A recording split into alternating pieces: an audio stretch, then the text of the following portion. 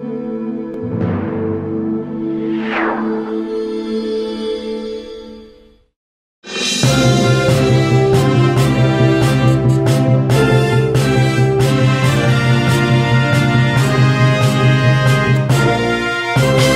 et messieurs, bonjour à tous et bienvenue au Flash d'information sur Culture TV. 11e édition du Massa d'Abidjan, le directeur du Massa Yacouba Konaté fait le bilan. À la cérémonie de clôture officielle de la 11e édition du Festival Marché des Arts du Spectacle d'Abidjan, Yacouba Konaté, directeur du Massa, a donné une conférence de presse pour présenter le bilan et les perspectives de cette édition.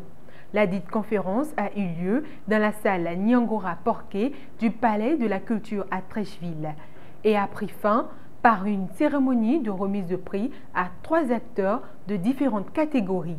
La 11e édition du Marché des Arts du Spectacle d'Abidjan a réuni au total 202 spectacles. Cette édition a accueilli 231 groupes qui, à 95%, ont joué 2 fois. Au total, 1735 artistes ont presté pendant la période de festival. Par ailleurs, 247 professionnels, directeurs de festivals, diffuseurs se sont réunis et on peut compter au total 437 journalistes, dont 257 Ivoiriens et 90 internationaux. 41 pays du monde sont venus vivre cet événement. Selon les statistiques, 132 Canadiens ont participé massivement à cette édition. Sur cette édition, la France, le Burkina et le Canada se sont fortement représentés, a précisé Yacouba Konaté.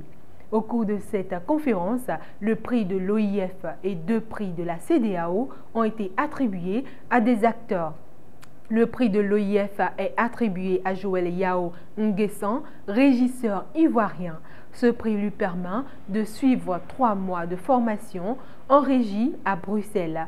Le prix de la CEDEAO pour le slam revient à Aminata Bamba, alias Amé, slameuse ivoirienne. Avec ce prix, elle bénéficie d'une subvention de $2000 américains. Le prix de l'humour de la CEDEAO est attribué à Philomène Namena, humoriste burkinabé. Elle reçoit une subvention de $3000 américains. Les regards sont désormais tournés vers 2022 pour la prochaine édition. Ensuite, report du FEMUA à Salfo, nous ne voulons pas mettre en place un foyer de contamination. Le commissaire général du Festival de musique urbaine d'Anoumabo FEMUA, Salif Traoré dit à Salfo, a annoncé le report de l'événement pour éviter une propagation du coronavirus en Côte d'Ivoire. Il y a de cela quelques jours, Salif Traoré présentait en grande pompe les grandes articulations de la 13e édition du Festival des musiques urbaines d'Anoumabo à Abidjan. La pandémie du coronavirus a finalement contraint le commissaire général de reporter l'événement. Dans une interview accordée à Jeune Afrique, il s'explique. Un choix, nous avons décidé de reporter ce festival pour permettre aux autorités de lutter efficacement contre l'épidémie du coronavirus. Le FEMUA draine beaucoup de monde, entre 30 000 et 50 000 personnes par jour. Nous ne voulons pas mettre en place un foyer de contamination. Le programme était très riche cette année. Nous nous attendions à accueillir beaucoup de monde. Et les invités venaient de partout. Il était plus raisonnable de reporter à une date ultérieure. Il continue, je me suis donné un deadline de 6 mois. J'espère qu'on aura le recul suffisant avant septembre pour statuer sur cette décision.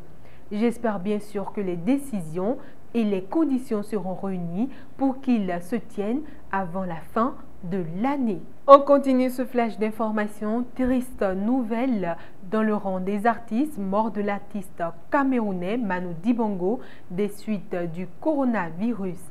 Hospitalisé depuis plusieurs jours après avoir été contrôlé positif au Covid-19, Manu Dibango, 86 ans, saxophoniste camerounais et légende de l'afro-jazz, est décédé. La vie de Manu Dibango a été entièrement consacrée à la musique.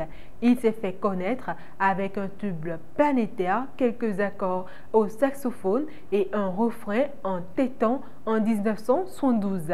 Soul Makosso entre dans la légende. Étonnant destin pour cette phase B de 45 tours dont le titre phare était un hymne pour l'équipe de football du Cameroun.